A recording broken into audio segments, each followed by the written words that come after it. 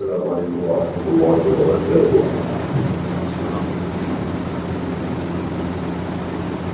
الحمدللہ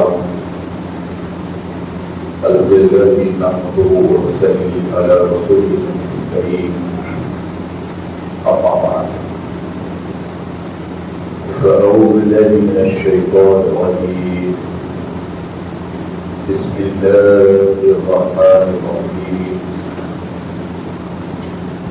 إن الله وملائكته يصلون على النبي يا أيها الذين آمنوا صلوا عليه وسلموا تسليما،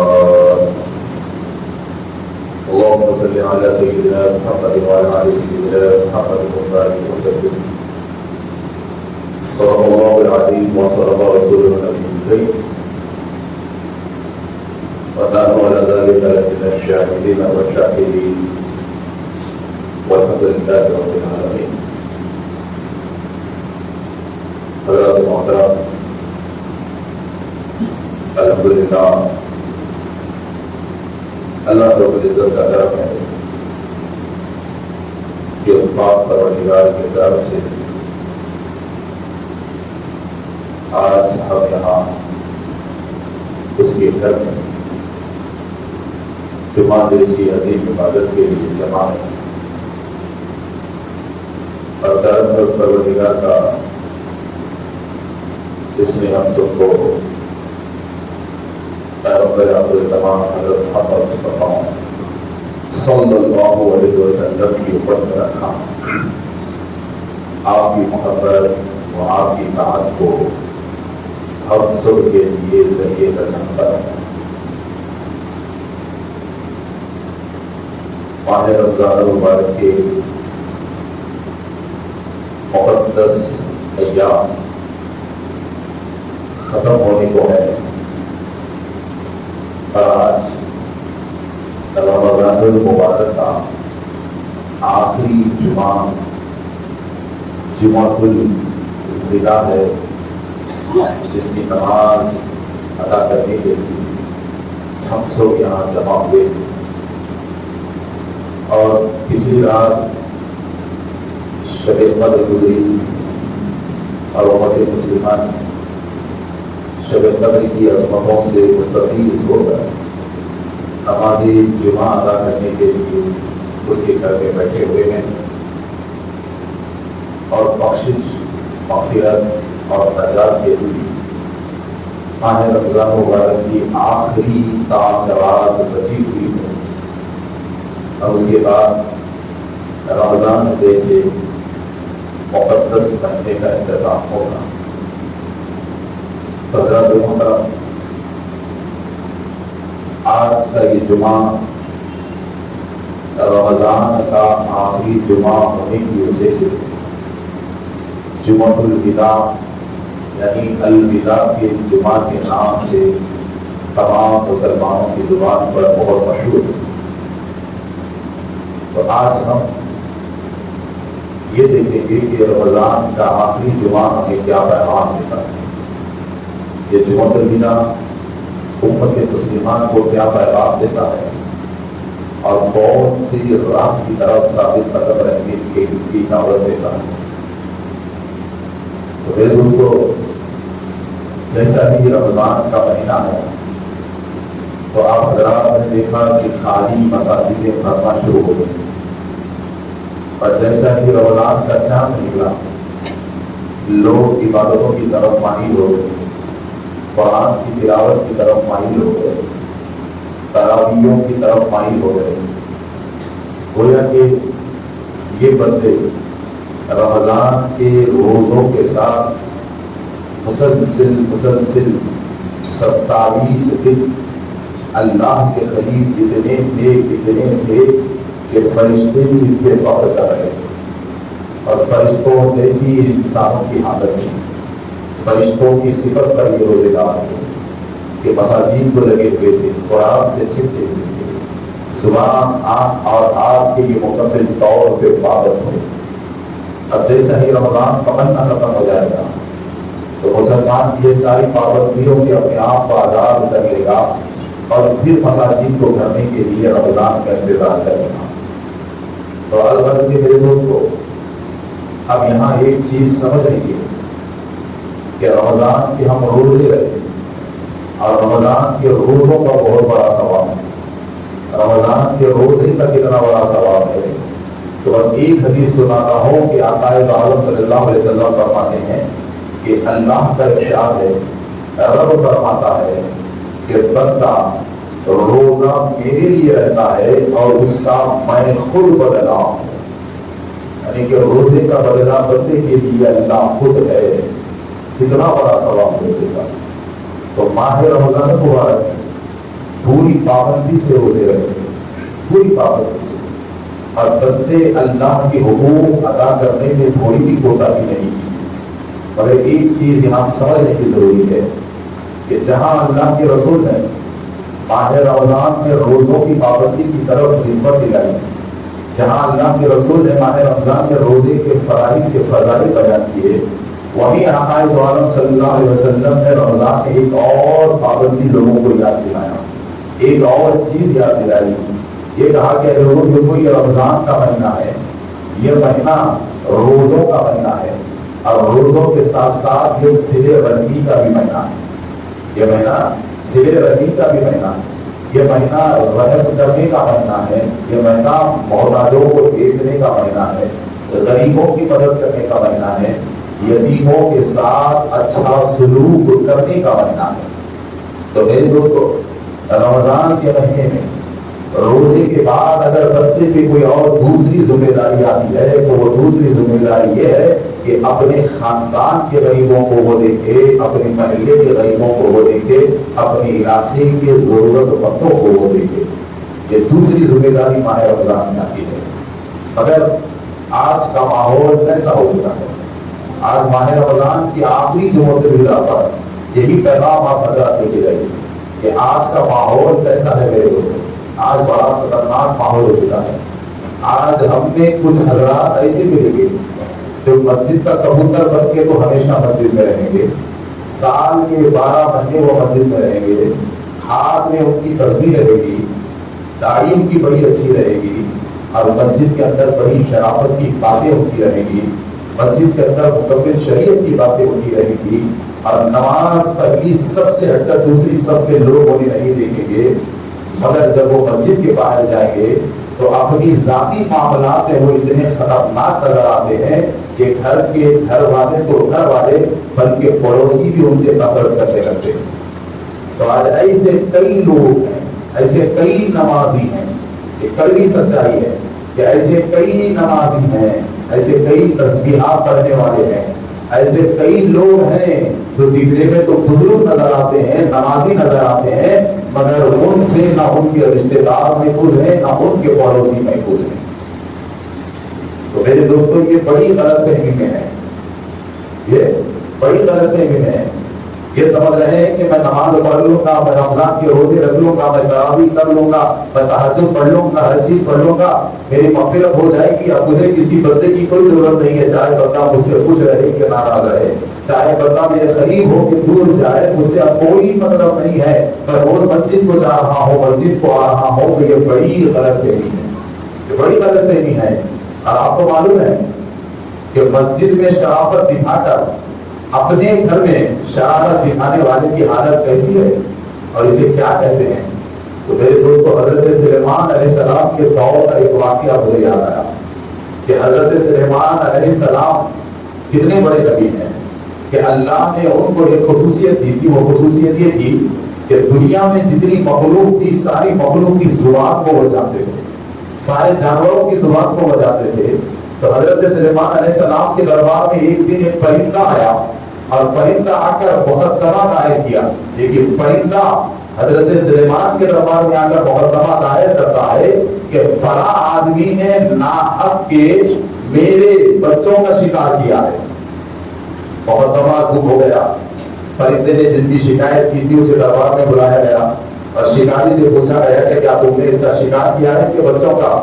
تو شکاری نے کہا ہاں حضرت میں نے شکار کیا ہے اور شکار میرا حق ہے، میں نے جال ڈالا، اس کے بچوں کو پکڑا اور شکار جائز ہے، پرندوں کا شکار تو جائز ہے، میں نے محنت کی، میری جال میں یہ لوگ آئے، میں نے پکڑ لیا۔ پہلے کیا وصول کیا؟ تو حضرت سلیمان نے اس پرندے سے کہا کہ اس کے حق کو اس نے پا لیا جو اللہ نے اس کے لیے حلال کیا تھا، اور شکار یہ بندے کا حق ہے، یہ اس کی محنت ہے، اس کے لیے حلال ہے، اور بڑی محنت سے وہ جال بچھایا تھا، تیرے بچے اس میں آگے تو اس کا کیا قصور ہے؟ جبکہ وہ روزی تو اس کے لیے حلال ہے، اس نے کیا غلطی کی ہے؟ کیوں کوئی شکاری پہ مقدمہ حکم کروائی؟ تو پرندے نے کہا کہ حضور یہ سچ ہے کہ شکار شکاری کا حق ہے، یہ اس کا حق ہے کہ محنت سے وہ شکار کرتا ہے، اس کا مقدر وہ پاتا ہے، مگر حضرت یہاں مقدمہ قائم کرنے کی وجہ یہ ہے۔ کہا کیا وجہ؟ تو کہا کہ یہ شکاری کا لباس ڈال کر جنگل کو نہیں آیا تھا، بلکہ اس کا لباس تو بڑے بزرگ آدمی کا تھا، اس کے ہاتھ میں تسبیح تھی اور ایک ہاتھ میں عصا تھا، اور وہ تسبیح پڑھتا ہوا جنگل میں آیا، اور ہم سارے پرندے اس کے تسبیح کے پڑھنے کو دیکھ کے دھوکہ کھا گئے، ہم یہ سمجھے کہ یہ بیچارہ شکاری نہیں ہے، بڑا نمازی ہے، کوئی جھاڑ کے نیچے بیٹھ کر اللہ کا ذکر کرنے آیا ہے، اب یہ بھروسے میں بیٹھ گئے کہ یہ تسبیح پڑھ کے چلا جائے گا، مگر جیسا ہی ہمارے قریب آیا تسبیح جیب میں رکھ کے چائے ڈال دیا، اور ہم دھوکے میں آ گئے، ہم دھوکے میں آ گئے۔ تو اس کے دھوکے کی وجہ سے ہم نے اس کے اوپر کیس بک کروایا ہے کہ اگر یہ شکاری بن کے آتا تو وہاں جھاڑ کے کیوں بیٹھتے، جھاڑ پہ کیوں بیٹھتے؟ تو آج بھی ہماری حالت ایسی ہے کہ ہم اپنے آپ کو دھوکے میں رکھے گئے، ہمارے ہاتھ میں تسبیح تو ہے، زبان پہ قرآن بھی ہے، 5 ٹائم کی نمازیں بھی ہیں، رمضان کے روزے بھی ہیں، مگر یہ دھوکے میں ہرگز مت رہنا کہ روزے ہمارے باقی ہیں، یہ دھوکے میں ہرگز مت رہنا کہ قرآن پڑھنا، قرآن پڑھانا، قرآن سننا، یہ روزے نہ، یہ تلاوت باقی رہے گی، یہ تراویح باقی رہے گی، یہ رمضان کا جانا اللہ کی راہ میں یہ باقی رہے گا۔ یہ دھوکے میں ہرگز مت رہنا میرے دوستو۔ تو یہ دھوکے کے پیچھے حقیقت کیا ہے؟ تو ذرا غور کرو۔ آقا دو عالم صلی اللہ علیہ وسلم صحابہ کرام سے پوچھتے ہیں کہ یہ بتاؤ غریب کون ہے؟ رسول اللہ صحابہ سے پوچھتے ہیں کہ یہ بتاؤ غریب کون ہے؟ تو ہر کسی نے دنیاوی اعتبار سے بتایا کہ جس کے پاس گھر نہ ہو، مال نہ ہو، وہ غریب ہے، فلاں چیزیں بتائیں۔ تو میرے نبی نے کہا نہیں، اس کو حقیقی غریب نہیں کہتے، یہ حقیقی غریب نہیں ہے۔ تو صحابہ نے عرض کیا رسول اللہ آپ ہی طرف فرمائیے، بتائیے کہ غریب کون ہے، حقیقی غریب کون ہے؟ تو رسول اکرم صلی اللہ علیہ وسلم نے فرمایا کہ سنو غریب کسے کہتے ہیں؟ تو میرے نبی نے کہا کہ جب محشر کا میدان ہوگا، کچھ نمازی، کچھ روزے دار اور کچھ حاجی حضرات کی حالت ایسی رہے گی، لیکن میرے نبی نے کیا کہا کچھ عبادت گزاروں کی، کچھ نمازیوں کی، کچھ روزے داروں کی حالت ایسی رہے گی کہ جب وہ اپنا حساب دینے آئیں گے تو رشتہ دار ان کی شکایت کرنے اللہ کے پاس آئیں گے، اور نمازیوں کی شکایت کرنے کے لیے اللہ کے پاس ٹھہرے رہیں گے، اور ان کے پڑوسی اور ان کے رشتہ دار شکایت کرتے رہیں گے۔ پڑوسی آئے گا، شکایت کرے گا کہ اللہ یہ نمازی، یہ روزے دار، یہ حاجی میرے پڑوس میں رہتا تھا مگر مجھے بڑی تکلیف دیتا تھا، اس کے شر سے ہم محفوظ نہیں تھے، آج ہمیں اس کا بدلہ چاہیے۔ تو پھر محشر میں کیا بدلہ ملے گا؟ تو اللہ تعالیٰ اس کے پڑوسی سے کہے گا کہ نمازی اور روزے دار رہ کر پڑوسی کو تکلیف دیتا تھا، اسے سزا ملے گی کیا؟ تو اللہ اعلان کرے گا کہ اس نمازی اور اس حاجی کے نیکیوں کو کٹ کیا جائے اور اس کی نیکیاں اس کے پڑوسی کو دے دو۔ تو جتنے پڑوسیوں کو یہ تکلیف دیا تھا یہ بیچارہ نمازی، تو سارے پڑوسیوں میں اس کی نیکیاں تقسیم ہو جائیں گی۔ اب رشتے دار آئیں گے اور رشتے دار بھی شکایت کریں گے کہ پروردگار یہ تو نمازی بنا تھا، حاجی بنا تھا، مگر ہمارے رشتے داروں کے حق کو اس نے ادا نہیں کیا، ہماری حقوق کو اس نے ادا نہیں کیا۔ تو رب کا اعلان ہوگا کہ رشتے داروں کا حق بھی باقی رکھ کے مر گیا، تو لہٰذا بچے کچھ نیکیاں تم لے لو۔ ابھی ہوگا کیا؟ حالت ایسی ہو جائے گی کہ پڑوسیوں کی شکایت، دوستوں کی شکایت، رشتہ داروں کی شکایت، عزیزوں کی شکایت، خاندان والوں کی شکایت سے اس نیک اور عابد بندے کے سارے نیکیاں ختم ہو جائیں گی، اب کچھ نہیں بچے گا، مگر شکایتیں ابھی باقی رہے گی۔ تکلیفیں جس کو دیا تھا وہ سارے لوگ تکلیفیں بیان کریں گے تو اللہ ان کو دے گا کیا؟ تو رب کہے گا کہ اب اس نمازی، اس روزے دار کے پاس کچھ نیکیاں نہیں بچے، تو ایک کام کرو، جس کو اس نے ستایا تھا اس کے سارے گناہ اس کو منتقل کرو، جو کہ کچھ نہ کچھ بدلہ تو چاہیے۔ تو آخر ہوگا کیا؟ رسول اللہ کہتے ہیں کہ وہ نماز، روزہ، زکات، حج کی نیکیوں کا پہاڑ لے کر قبر میں گیا تھا، مگر اس کے پڑوسی اس سے محفوظ نہیں تھے.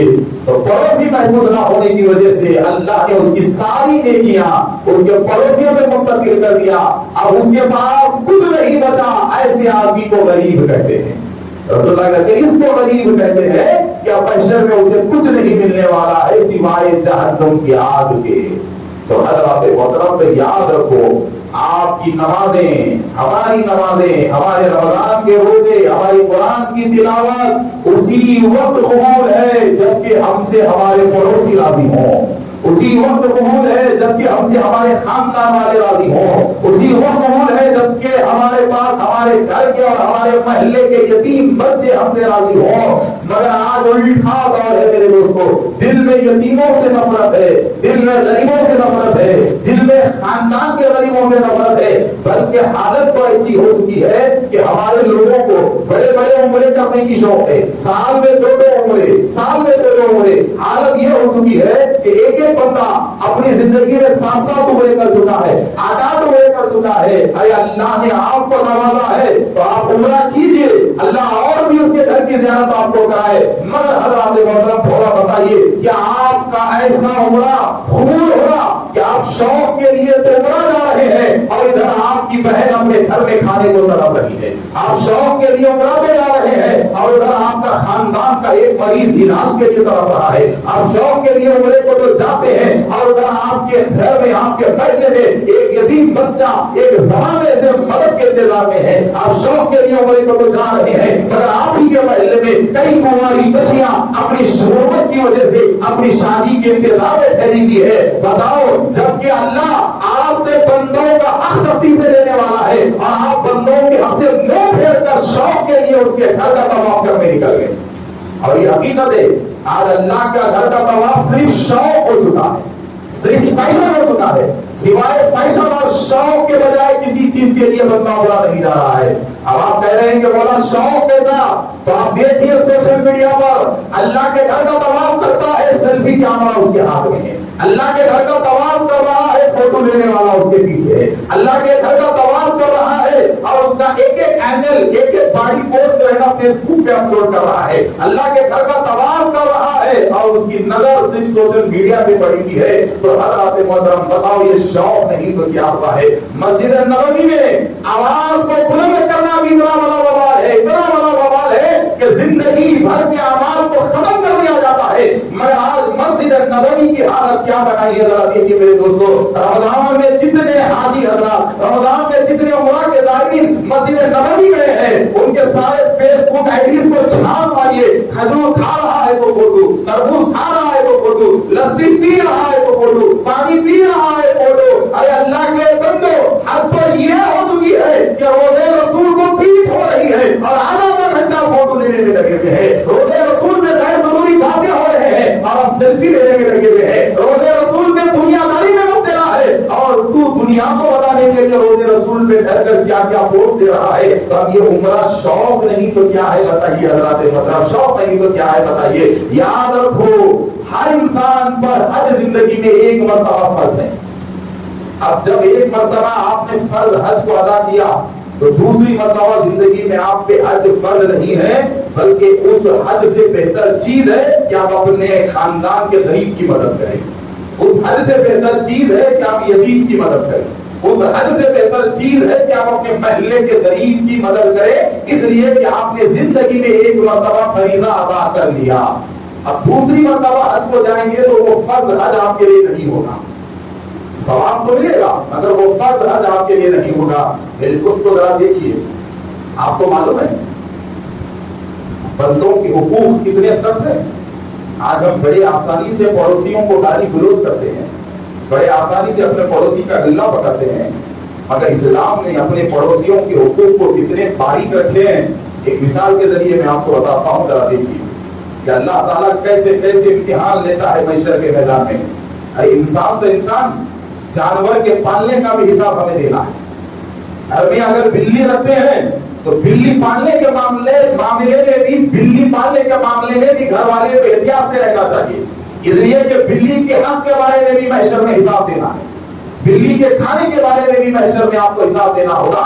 تو جب اللہ تعالیٰ محشر میں تم سے گھر کے پالتو جانور کے بارے میں حساب لے گا تو پھر اپنے رشتے داروں کے بارے میں کتنا بڑا حساب ہوگا تھوڑا سوچو، اپنے محلے کے غریبوں کے بارے میں کتنا بڑا حساب اللہ تعالیٰ لینے والا ہے، ذرا سوچئے کہ حدیث رسول ہے آقا دو عالم صلی اللہ علیہ وسلم ارشاد فرماتے ہیں کہ پچھلے دور کے نبی انبیاء میں ایک عورت تھی، اور وہ عورت کیسی تھی؟ آقا دو عالم صلی اللہ علیہ وسلم فرماتے ہیں کہ وہ عورت بڑی نیک تھی، وہ عورت بڑی نیک تھی، عابدہ تھی، زاہدہ تھی، اور بہت بلند مقام پہ تھی، بہت بلند مقام پہ تھی۔ اور میرے نبی کہتے ہیں کہ اس کے گھر میں بلی تھی، بلی کو وہ پالتی تھی، مگر بلی گھر میں رہنے کے باوجود بلی کو وقت غذا وہ نہیں دیتی تھی۔ تو بلی کو وقت غذا نہ دینے کی وجہ سے بلی بھوک میں تڑپ کے مر گئی۔ کس وجہ سے مری بلی؟ بھوک کی وجہ سے، بھوک میں تڑپ کر وہ بلی مر گئی۔ اور پھر میرے نبی نے کہا کہ اسی دور میں ایک اور عورت تھی جو نہ تو عاقدہ تھی، نہ تو نمازی تھی، نہ تو روزے دار تھی اس کے جیسی، بس ایک معمولی عورت تھی۔ اور وہ عورت ایک دن راستے سے جا رہی تھی تو سڑک پر کتے کو تڑپتے ہوئے دیکھا۔ سڑک پر ایک کتا تڑپ رہا ہے اور کتے کو تڑپتے ہوئے دیکھا کہ بھوک اور پیاس سے اس کی زبان باہر نکل چکی ہے اور وہ بے ہوشی کی حالت میں وہ کتا تڑپ رہا ہے۔ تو اس عورت کو کتے کے تڑپنے کو دیکھ کے رحم آیا اور خیال آیا کہ ایک گھونٹ پانی یہ کتے کو مل جائے تو ہو سکتا ہے کہ کتے کے جسم میں جان آ جائے۔ تو اس بیچاری نے پانی کو تلاش کیا تو رسول اللہ صلی اللہ علیہ وسلم کہتے ہیں کہ ایک بولی اسے نظر آئی، بولی تو ہے، بولی کے اندر پانی تو ہے، مگر پانی نکالنے کے لیے ڈول نہیں ہے۔ تو اس نے کیا کیا؟ آقا دو عالم صلی اللہ علیہ وسلم کہتے ہیں کہ آخرکار اس نے اپنی پیر کی جوتی کو نکالا، اپنی پیر کی جوتی سے، حدیث میں جملہ آتا ہے کہ ہو سکتا ہے اپنے کپڑوں کی چادر سے اس نے جوتی کو کان کے اندر چھوڑا یا کسی رسی سے چھوڑا، مگر جوتی کو اندر چھوڑا، جوتی میں جتنا پانی آ سکتا تھا پانی آیا، باہر نکالا اور تڑپتے ہوئے کتے کے منہ میں وہ پانی کو ڈال دیا۔ تو ایک گھونٹ پانی پینے کی وجہ سے مرنے والے کتے کے جسم میں جان آ گئی۔ تو اب رسول اللہ کہتے ہیں کہ اب یہاں خصم خدرت کا فیصلہ دیکھو کیسا ہے کہ وہ نمازی عورت تھی، روزے دار عورت تھی، بڑی عبادت گزار عورت تھی، مگر اس کی گھر کی بلی بھوک کی وجہ سے مر گئی۔ تو اللہ تعالیٰ نے اس کے سارے نمازوں کو، روزوں کو ختم کر دیا اور بلی کو تڑپا کر مارنے کی وجہ سے اللہ نے اس نمازی کا مقام جہنم بنا دیا، اور ایک مرتے ہوئے کتے کے منہ میں پانی ڈالنے کی وجہ سے ایک معمولی عورت کو اللہ نے جنتی بنا دیا، ایک معمولی عورت کو اللہ نے جنتی بنا دیا۔ یہ رسول اکرم صلی اللہ علیہ وسلم کہتے ہیں۔ تو ذرا سوچو میرے دوستو، اللہ نے جنت اور جہنم جانوروں کے محبت میں رکھی ہے، تو انسانوں کا کتنا بڑا حق ہم پر ہے، انسانوں کا کتنا بڑا حق انسانوں کا ہم پر ہے۔ آپ کو معلوم ہے کہ حضرت داؤد علیہ السلام، حضرت سلیمان علیہ السلام کے والد صاحب حضرت داؤد علیہ السلام کے بارگاہ میں دو لوگ آئے، اللہ کے نبی گزرے ہیں بہت بڑے، دو نبی حضرت داؤد علیہ السلام کی بارگاہ میں آئے اور آ کر کہا، کچھ اپنا معاملہ پیش کر رہے تھے، اتنے میں ملک الموت حضرت اسرائیل بھی وہاں حاضری دیے، نبی ہیں آئے ٹھہرے ہوئے۔ تو جب وہ دو لوگ جا رہے تھے تو حضرت اسرائیل نے کہا کہ اے اللہ کے نبی، وہ دونوں میں سے جو پہلا بندہ ہے نا وہ صرف 7 دن کا مہمان ہے، 7 دن کے بعد میں اس کی روح کو نکالنے والا ہوں، اس سے زیادہ وہ نہیں چاہیے گا۔ تو ملک الموت کی زبانی حضرت داؤد نے یہ سنا تو کہا ٹھیک ہے، اس کا مقدر اس کی مرضی۔ سنیے، 7 دن سے زیادہ کا عرصہ ہو گیا تو وہ بندہ بھی حضرت داؤد کے پاس آیا، زندہ ہے، زندہ ہے۔ حضرت داؤد حیران ہو گئے کہ ملک الموت نے تو کہا تھا کہ 7 دن میں اس کا کام ختم، مگر یہ زندہ ہے کیسے؟ اتنے میں ملک الموت آئے، ملک الموت سے پوچھا کہ آپ نے تو کہا تھا کہ 7 دن اس کی زندگی ہے، 7 دن کے بعد تم اس کی روح لے لو گے، مگر یہ تو اب تک زندہ ہے۔ حضرت اسرائیل نے کہا کہ حضور بے شک اس کا ٹائم 7 دن ہی تھا، 7 دن کے بعد یہ مرنے والا تھا، مگر کیا کریں، یہاں سے جانے کے بعد اس نے اپنے محلے کے ایک پڑوسی کی مدد کی، اپنے محلے کے ایک پڑوسی کی مدد کی جو بڑا ضرورت مند تھا۔ تو اس پڑوسی نے اس کو اتنی دعا دی کہ پڑوسی کی دعا کی وجہ سے اللہ نے اس کی عمر کو 20 سال بڑھا دیا، صرف غریب پڑوسی کی دعا کی وجہ سے اللہ نے 7 دن میں مرنے والی کی عمر کو 20 سال کر دیا. تو حضرات محترم ذرا دیکھیے میرے دوستو کہ عمل کی بقا. اور تھوڑا آگے آؤ، اور تھوڑا آگے آؤ، امت محمدیہ کا معاملہ دیکھو کہ رسول اکرم صلی اللہ علیہ وسلم نے ارشاد فرمایا کہ وہ مومن ہو ہی نہیں سکتا. دیکھیے اس حدیث کو غور سے سنیے. میرے نبی نے کہا کہ وہ مومن نہیں ہو سکتا، 3 بار کہا وہ مومن نہیں ہو سکتا، وہ مومن نہیں ہو سکتا، وہ مومن نہیں ہو سکتا. تو 3 مرتبہ جب میرے نبی نے کہا تو صحابہ کرام ڈر گئے، حیران ہو گئے کہ 3 مرتبہ نبی کے زبان سے جو جملہ نکلتا ہے وہ بڑا سخت جملہ صحابہ سمجھتے تھے، بڑا تاکیدی جملہ سمجھتے تھے، بڑا وعید والا جملہ سمجھتے تھے کہ 3 مرتبہ کہا، تنبیہ کے ساتھ کہا کہ وہ مومن ہو ہی نہیں سکتا، وہ مومن ہو ہی نہیں سکتا، وہ مومن ہو ہی نہیں سکتا. تو صحابہ پیچھے ہٹ کے پوچھا رسول اللہ کون مومن نہیں ہو سکتا؟ تو میرے نبی نے کہا کہ وہ انسان ہرگز مومن نہیں ہو سکتا جس کے پڑوسی اس سے محفوظ نہ ہو، جس کے پڑوسی اس سے محفوظ نہ ہو. اسی لیے میرے نبی نے کہا لا یؤمن احدکم من لسانہ و یدہ. تم میں سے کوئی انسان اس وقت تک مومن نہیں ہو سکتا. کب تک مومن نہیں ہو سکتے ہم؟ کب تک مسلمان نہیں ہو سکتے ہم؟ تو میرے نبی کہتے ہیں تم اس وقت تک مکمل مسلمان نہیں ہو سکتے جب تک کہ تمہاری زبان اور تمہارے ہاتھ سے تمہارا پڑوسی محفوظ نہ ہو، تمہارا پڑوسی محفوظ نہ ہو. تو ایک بات جمعۃ الوداع کے موقع پر جمعۃ الوداع کا پیغام لے کے یہاں پر جاؤ کہ اگر تم نے تمہارے پڑوسی کے گریبان کو پکڑا تو سمجھنا آدھا ایمان جا رہا ہے. پڑوسی کے تعلق سے زبان پر گالی نکلی تو سمجھنا ایمان جا رہا ہے. پڑوسی کو ستایا تو سمجھنا میں مومن نہیں ہوں، میں مسلمان ہو ہی نہیں سکتا. اگر میں مسلمان ہوں گا تو پڑوسی کو ہرگز نہیں ستاؤں گا، ہرگز پڑوسی کو نہیں ستاؤں گا. اس لیے تو میرے نبی نے کہا کہ جو اللہ پہ ایمان رکھتا ہے پڑوسی کو نہیں ستاتا. یہ حدیث ہے کہ جو اللہ کا ایمان رکھتا ہے وہ اپنے پڑوسی کو نہیں ستاتا، اور جو اللہ پہ ایمان رکھتا ہے وہ اپنے مہمان کی مہمان نوازی بہتر طریقے سے کرتا ہے. تو اللہ پہ ایمان رکھنے کی سب سے بڑی علامت یہ ہے کہ اس کے پڑوسی اس سے خوش رہتے ہیں اور وہ مہمان نوازی میں بڑا سخی رہتا ہے. تو مہمان نوازی میں سخی رہنا اور پڑوسیوں کی مدد کرنا یہ اللہ پہ ایمان رکھنے کی سب سے بڑی دلیل ہے، سب سے بڑی دلیل. حضرات محترم ذرا دیکھیے آج کا ماحول کیسا ہے اور کتنا خطرناک آج کا ماحول ہو چکا ہے کہ رمضان کا مقدس مہینہ ہے اور رمضان کے مقدس مہینے میں آج ہمارے رشتوں کی حالت کیسی ہے، آج ہمارے خاندان کی حالت کیسی ہے. ارے اللہ کی پناہ میرے دوستو، عید کے دن بھی لوگ چہرے دیکھ دیکھ کے گلے مل رہے ہیں. یہ حقیقت ہے کہ گھر سے 1 کلومیٹر دور رہنے والے سے ہم گلے ملنے جاتے ہیں، مگر ہمارا مقدر اتنے اندھیرے میں جا چکا ہے کہ گھر کے بازو میں رہنے والے سے ہم عید میں گلے ملنا پسند نہیں کرتے. اس لیے کہ ایک زمانے سے ہمارا اس سے جھگڑا ہے، ایک زمانے سے ہمارا اس سے جھگڑا ہے. بلکہ میں آپ کو ایک سچی بات کہوں تو جھگڑے خاندانوں میں، جھگڑے رشتہ داریوں میں، جھگڑے پڑوسیوں میں سب سے زیادہ ہوتی ہے تو گھر کی عورتوں کی وجہ سے ہوتی ہے. گھر کی عورتوں کی وجہ سے سب سے زیادہ دوستیوں میں دراڑ پیدا ہوتی ہے. گھر کی عورتوں کی وجہ سے سب سے زیادہ رشتہ داریوں میں دراڑ پیدا ہو رہی ہے. گھر کی عورتوں کی وجہ سے سب سے زیادہ خون کے رشتے دور ہو رہے ہیں اور بھائی بھائی ایک دوسرے کا گلا پکڑ رہے ہیں گھر کی عورتوں کی وجہ سے.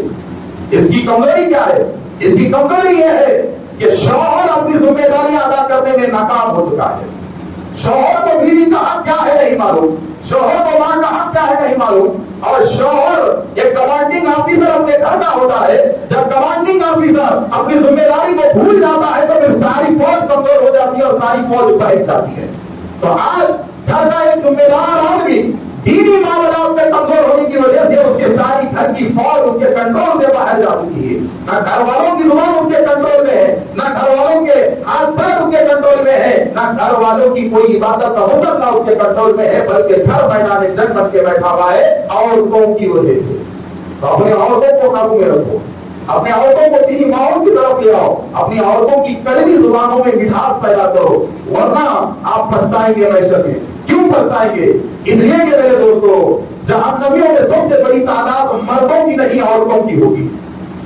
اور عورتیں کس لیے جہنم میں جائیں گے؟ صرف اور صرف زبان کی وجہ سے. عورتوں کی بڑی تعداد جہنم میں صرف اور صرف زبان کی وجہ سے، زبان کی وجہ سے جہنم میں جائیں گے.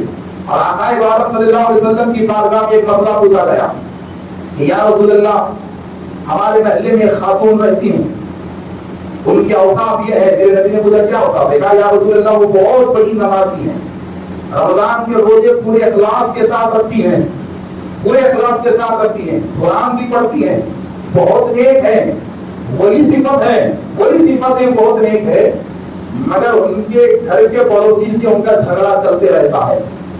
تو میرے نبی نے کہا وہ عورت جہنمی ہے، وہ عورت جہنمی ہے۔ دیکھیے اوصاف بیان کیا گیا کہ نمازی ہے، روزے دار ہے، ولی صفت ہے، عابدہ ہے، آخری میں کہا کہ پڑوسی سے لڑتی رہتی ہے۔ تو میرے نبی نے کہا اس کے سارے اعمال ختم ہو گئے، جس دن سے پڑوسی سے اس کا جھگڑا ہو گیا اب اس کا ٹھکانہ جہنم ہے۔ بتاؤ میرے دوستو، اب تھوڑا سوچو کہ کتنے روزے سلامت ہیں رمضان کے، کتنی زکات سلامت ہے رمضان کی، ذرا سوچو کتنی قرآن کی تلاوت سلامت ہے ہماری۔ سوچو ذرا میرے دوستو، سوچو، اس لیے کہ دو حق ہیں، دو حق ہیں اللہ نے جو ہمارے اوپر رکھا ہے۔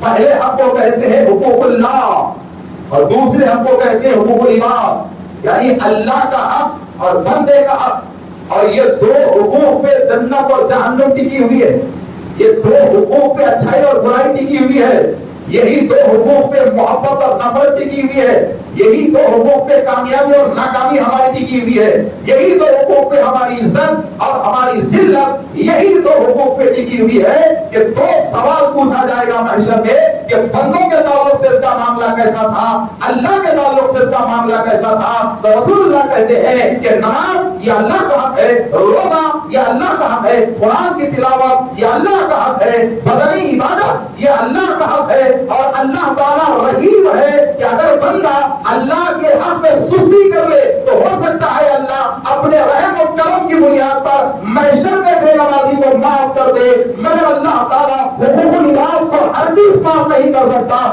جب تک کہ جس پہ تکلیف گزری ہے اس وقت تک تکلیف والا بندہ، اس وقت تک مظلوم بندہ ظالم کو معاف نہیں کرے گا جب تک اللہ تعالیٰ بندے کے حق کو معاف نہیں کرے گا۔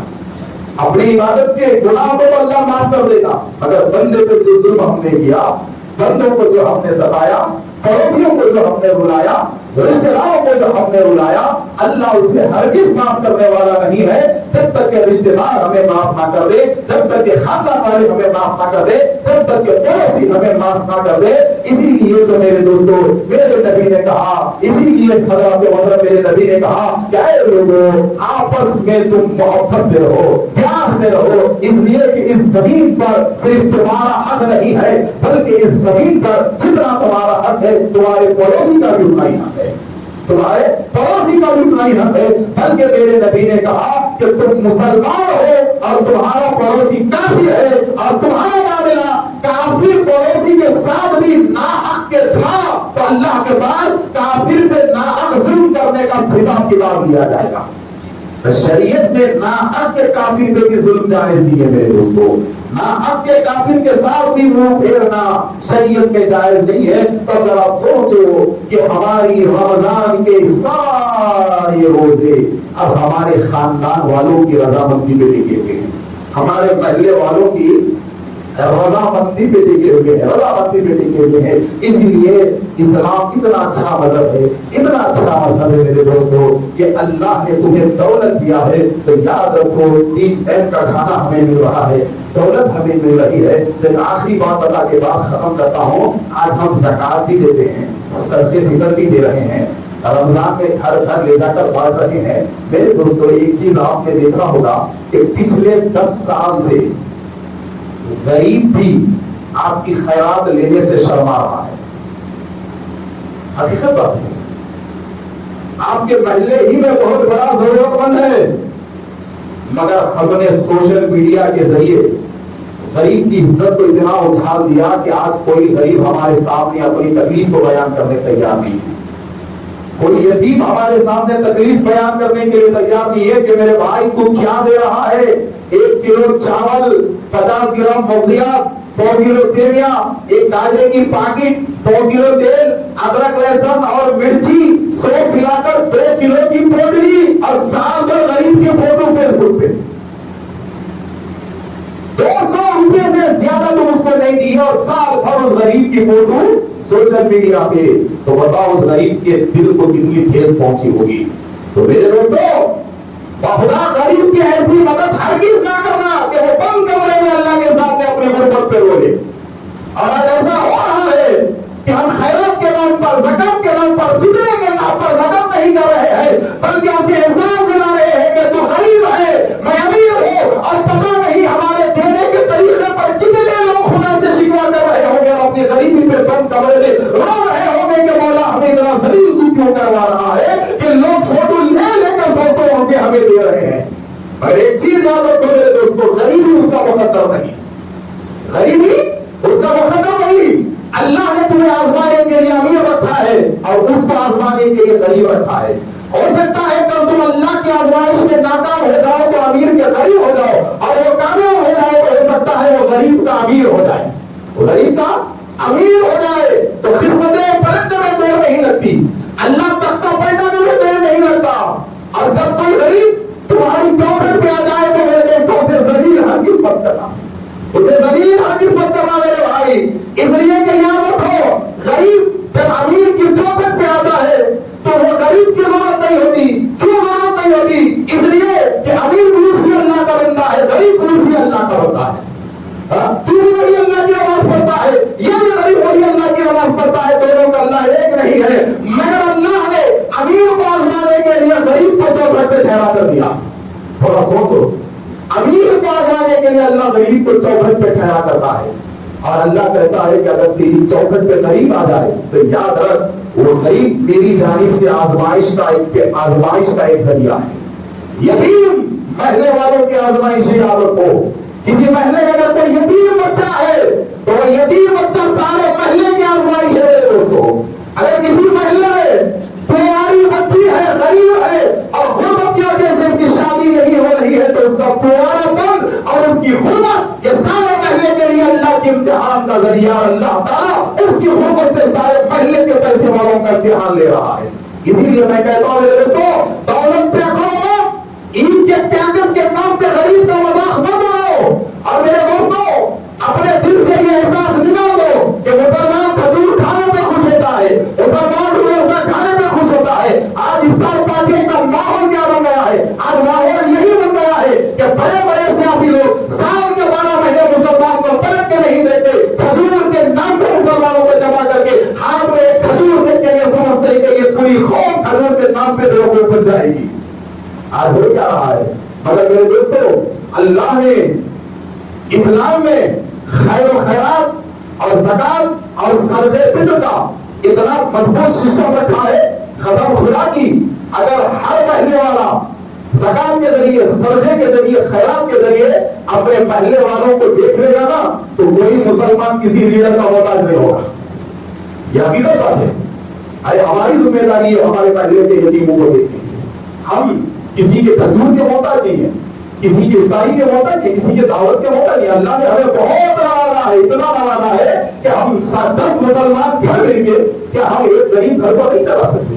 تو آج جمعۃ الوداع کا ایک ہی پیغام ہے کہ یہاں سے نکلو تو یہ سوچو کہ اللہ میرے روزے قبول کرنا چاہیے اور روزے قبول کرنے کے لیے ایک ہی راستہ ہے کہ جو رشتے دار ناراض ہیں ان سے معافی مانگو جو یتیم ناراض ہے ان سے معافی مانگو اور یہ کوشش کرو کہ جیسے میرے گھر میں عید ہو رہی ہے ویسے غریب کے گھر میں عید ہونا چاہیے.